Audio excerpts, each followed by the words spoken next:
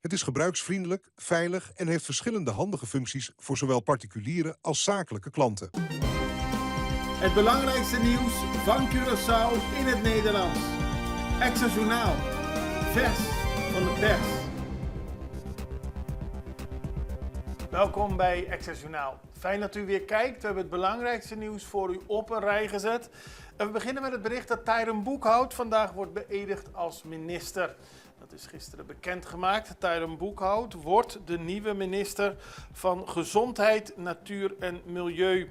En minister-president Pik Pisas heeft dat aangekondigd. Boekhout was eerder statenlid voor de MFK, maar trad vorig jaar af om ruimte te maken in de Staten voor de toen net vertrokken minister Silvania.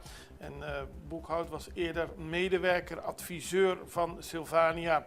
Tot nu toe heeft de minister van Economische Ontwikkeling Roderick Middelhoff het ministerie waargenomen. Maar Boekhout gaat nu aan de slag als minister van Gezondheid, Milieu en Natuur.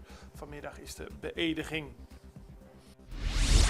Cru heeft zich ontfermd over de Venezolaanse olie. Dat heeft de regering bekendgemaakt, want we hadden gisteren al in Extra Journaal het nieuws dat er een tanker naar Bullenbij was gekomen met Venezolaanse olie.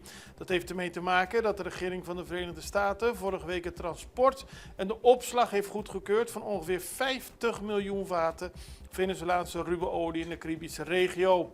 Met het doel deze later te verkopen op de internationale markten. En in dat kader is Bullenbij op Curaçao aangewezen als een van de opslag- en distributieterminals. En Cru gaat namens de regering van Curaçao, namens Curaçao, die opslag verder beheren. En de eerste tanker was de MV Regina en die is gisteren dus aangekomen op Bullenbij en er gaan er nog veel meer volgen. Pisas ziet een nieuwe strategische mogelijkheid. De minister-president van Curaçao, Gilmar Pik Pisas, is gisteren ook naar Bullenbij gegaan. U ziet het op de foto's omdat hij blij is met de tanker met Venezolaanse olie die gisteren is gearriveerd. En volgens hem biedt dit een strategische kans voor ons eiland. Op basis van de strategische geografische ligging van Bullenbij en zijn capaciteit om de grootste schepen ter wereld te ontvangen, wordt verwacht dat er in de komende periode meer schepen Curaçao zullen aandoen. En dat is wat Pisas betreft een hele mooie ontwikkeling. Carifood gaat lokale voedselproductie stimuleren. En dat is de stichting die het fonds zal gaan beheren dat de voedselzekerheid in het Caribische deel van het Koninkrijk moet versterken. Carifood Fund. De verwachting is dat het fonds met een startkapitaal van 18 miljoen euro dit jaar van start gaat. De gedachte hierachter is de afhankelijkheid van de import van landbouwproducten te verkleinen door het stimuleren van lokale voedselproductie.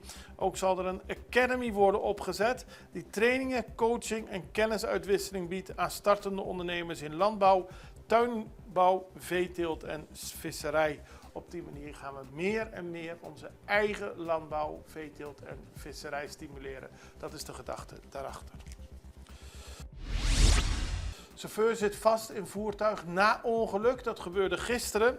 De politie moest naar de Caracas-Bayweg waar een persoon bekneld was geraakt in een voertuig.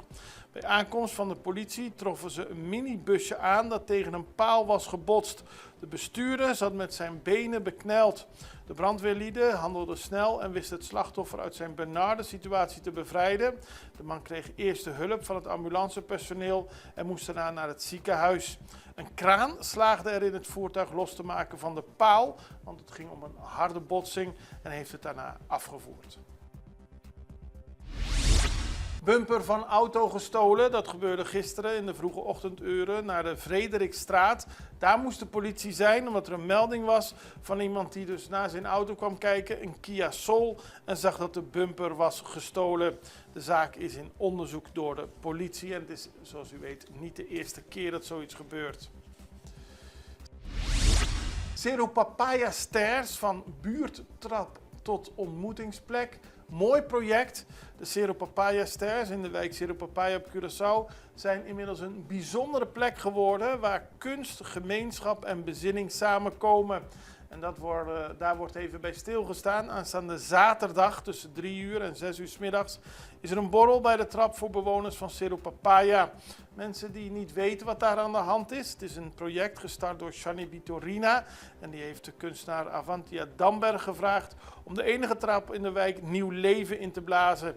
In 2023 werd er al een kleurrijk tegelkunstwerk op de trap gerealiseerd. Nu gaat het om de toevoeging van Psalm 16 op de trap in 4 talen. En daarmee heeft het ook de naam Preerstairs gekregen. Een plek die uitnodigt tot rust, reflectie en verbondenheid. Ga eens kijken, zou ik zeggen. En we hebben nu even een break, dan hebben we zo weer nieuws. Vida te Mobilier. Ibo merece uma maneira mais fácil para atender bom assunto na bancário. Com a app novo de Banco de Caribe, tudo consta na bom alcance. Login fácil, hace transferência rápido e o saldo sempre na mão. Tudo em solo aplicação. Descargue for the App Store of Google Play, registrar em diz algum passo e começar a explorar a world. Rápido, seguro e desenhar para quadra com boa necessidade. Banco de Caribe. Extra in Nederland. Van Amsterdam tot Arnhem, van Groningen tot Maastricht. Extra is erbij. Volg Extra Digitaal en blijf op de hoogte van de belangrijkste ontwikkelingen in Nederland. Extra Digitaal is te zien op verschillende platforms en kanalen zoals WhatsApp, YouTube, Facebook, Instagram en ook TikTok. Wilt u ons op de hoogte brengen van een evenement of iets doorgeven? Neem contact op via WhatsApp, e-mail, Facebook of bel gewoon 06 1364 2945. Volg of abonneer je op Extra Digitaal. Klik aan en volg ons. Vamos celebrar com Extra su 50 aniversario. Con tremendo super mega campaña 50 años.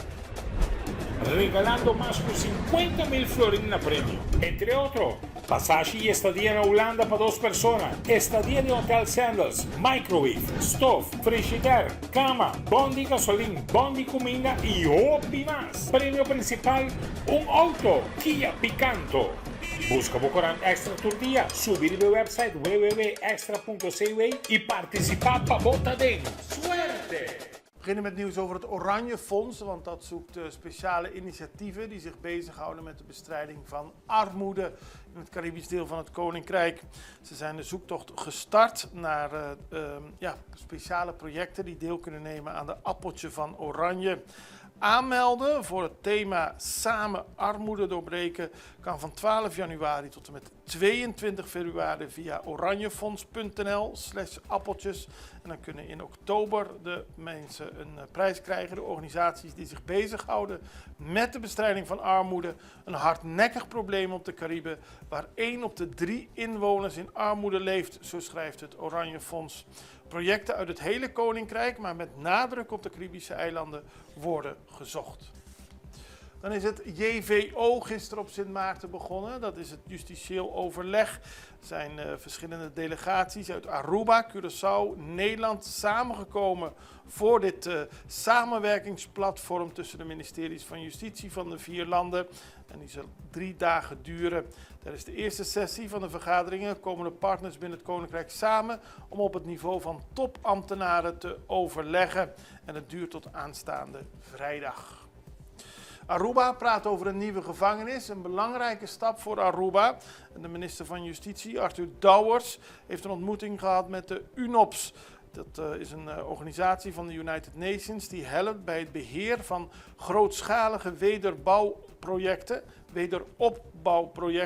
Die worden gefinancierd door internationale partners.